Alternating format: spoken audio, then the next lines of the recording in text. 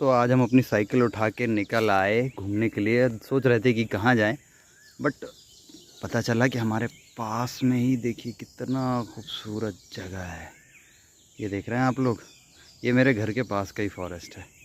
और सबसे बड़ी बात, यहाँ आपको भरपूर शांति मिलेगी। ये देखिए खूबसूरत रोड है, यहाँ पे लहलहाते हरे पेड़ हैं।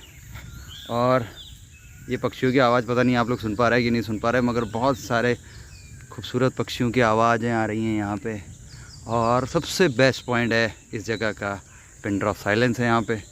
अगर आप कुछ देर अपनी ज़िंदगी के लिए, अपने समय मतलब अपने लिए निकालना चाहते हैं तो ये जगह बहुत बेस्ट है।